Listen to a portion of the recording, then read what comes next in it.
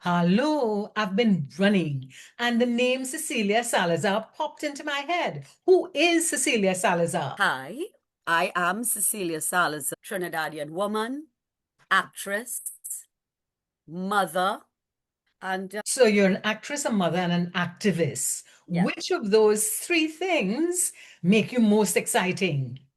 Wow, I might think an actress, but I think they all go together. They all feed into each other to make me who I am. I started off by first saying a woman first, and that influences everything I do, a Trinidadian woman. And so that influences the roles I take, the parts I do, the way I mother, and the way I love my country. And I've tried to feed my work into loving my country. They both feed into each other. But I think an actress might be the most exciting part. Being an actress, do you Yeah. earn an income? Yes, I do. I do, thank God. I think, or I have learned, I shouldn't say I think, because when I was young, I just wanted to do what I wanted to do. I'm a Leo. We should say that as well. Born in the year of the dragon. I love dragons. I collect dragons. Look, two of my baby dragons here. My little baby dragon, another little one. Yeah, I was mother of dragons long before that came about. So I love dragons and love Leo, and I was always know what I wanted to do since 15. I want to act. So I never thought about money. I never thought about money. I just wanted to do it. I did every other job on the side. I was a marketing rep. I worked in a bar. I sold stockings. And at every one of those, I was the best at what I did, right? I sold the most stockings. I was the best bartender, loved getting most tips. So I just wanted to act. And then I got into Baga's company and the money came and it became a job and it was what I made my career in. I quit everything else to focus on acting. And so I think if you do that and you keep honing your craft, you can make a living at anything you decide to do, whether it's running, whatever it is. So I made my living and I do make a living from being an actress and all the things it feeds into. So I've constantly been working in the 90s. COVID put a big mash brakes on that. But a lot of theater started to boom in the 80s and 90s. So we had Baga's Company, we had Trinidad Theatre Workshop, we had Raymond Shukong Productions, we had Richard Raghubar Singh, we have Sum Lanyap, we had so many companies, Royal Gibbons, I work with UE, I work with everybody, right? And because I'm a professional actress and it's what I do, I worked with anybody. I audition. I went here, I went there. I would do any parts. At TTW, I got to travel to Boston and St. Lucia and do Joke of Seville and work with all these amazing people and make a living. And now I am producing. The COVID, while it stopped us from working, Penny and I came together and started to produce. So you see, out of every darkness comes a light. Out of every thing that you think is the end, there's a beginning. It's so amazing. So we started to produce and we did PC comedy online for two seasons and people paid. And then after that, we started PC comedy and now we are CPR Productions. Last year we did a Ridiculous 6.5 written by Penelope and I act and produce them as well with Penny and Rhodey. And this year we did a 7-year itch. So it's progressed from just being an actress to being a producer. When I reflect on young people who want to be actors and actresses, what would you Mhm. tell them to do? The thing is to hone your craft first. A lot of people feel that acting is something anybody can get into.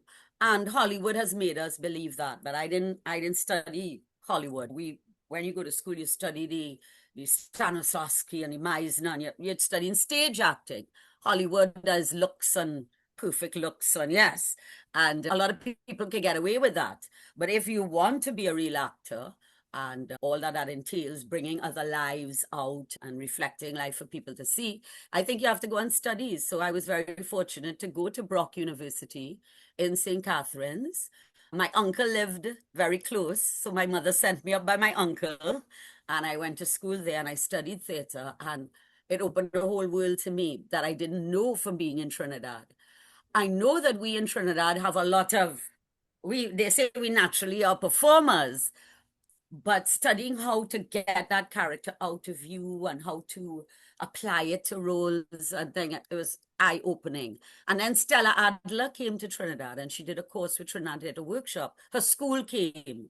I shouldn't say she personally, of course, did not come, but her school came and I did those workshops. And when they had workshops, UE had some workshops over August holidays. I'm already an actress. I went and I did the workshops. Mervyn DeGouche has some workshops for beginning actresses. I go and do the workshops. You have to keep working at it and you have to hone your craft. That's the first thing. And then look for all the auditions that are happening. In my day, you wait for word of mouth. The first thing I did, I was a dancer in it. And I remember I opened the door and I said, I'm not a dancer. And they said, come audition. It was Wayne Barclay's Queen of the Bands. Wow. Wayne Barclay designed it. And I danced in the chorus. I didn't turn down the part because, oh, I'm an actress. They needed a chorus. And with acting, you do all the other things associated with it. At least I think you should. So in university, I joined the choir. I made sure I always sang. I joined dance classes. I did my jazz, When you reflect on what you did in Canada, how similar is that kind of thing in Trinidad in terms of what happens in schools, what happens at university, and so on? Right. In my day, we didn't have that. We were doing some summer courses, I remember, and you had a Sonia Moores. So that's why I chose to go away. But now, that was in the 80s. Now UE has a thriving creative arts, and UTT also now teaches acting. And I know Michael Sherry is there and other people. So I think now that you have a lot more opportunities. You can go to UTT, go and take courses. I think we are way further ahead. The problem is now is where to apply that. Everything goes in waves, I think. Everything cycles. So the theater, I felt we had a big booming theater. I don't know, maybe we'll have to write the book, Denise. Judy Stone had written many years ago about the theater in Trinidad, but there's nothing from the 70s to document the Trinidad Theater Workshop and the Bagas Company and the Raymond Chukongs and the rise of this comedic theater that we have now in Trinidad. And that's something because when I study in foreign university, that's what I study. I study the periods of theater, of the Elizabethan era, and then you would study the modern era, and then you would go to the absurdist theater of Brecht and Godot and things. And so where's that study? Where are we studying that?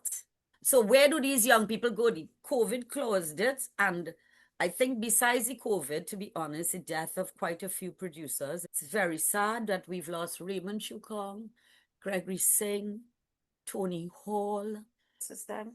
Chris Smith and his father, John Smith. Ooh. They were doing huge musicals. I was in Sound of Music. I was so thrilled. I didn't have a singing part, but Yeah. we've lost a lot of that. So now it's time to build it up. So I tell these young people, you're going to have to do it. You're going to have to form you on a lot of them. We have a lot of young theater companies starting. So they're going to have to start it and do it. My experience is commercial support just does not exist. What is your view of that? I forget about that. I wipe that out my existence. I say, okay, the last play we did, to be honest, to get our startup funding, we wrote to the Sport and Culture Fund, and they give you some money to start up, and you have to prove where you spend the money and how you spend the money and show how you spend the money, which is all good, but at least it was able to help us start. Because where do you get at starting? Where do you start? Where do you get at feed that startup? So I have to really thank them for that because the corporate is not doing it.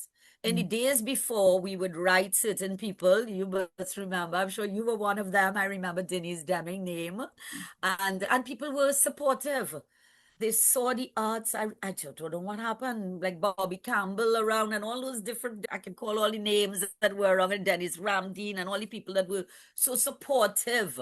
And they were in corporate positions.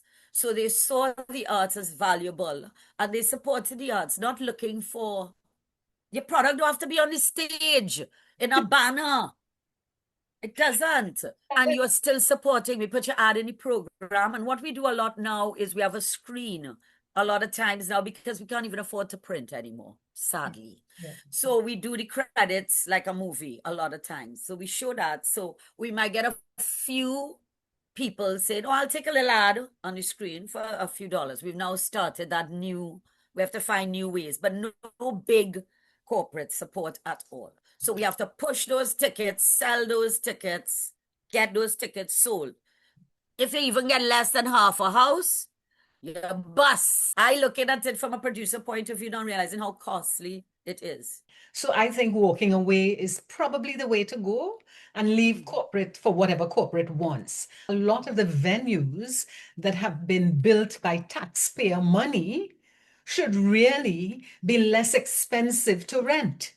What are your thoughts on that? Yes, boy. You don't want to know the fees at Napa right now. I can't even remember. It's some ridiculous amount. I really can't remember because again, we've walked away. We don't rent it. We say, okay, we go somewhere else. I don't know. Yes, that is a very good point. It should be cheaper for us to rent because it's government, they are government funded and they're government supported.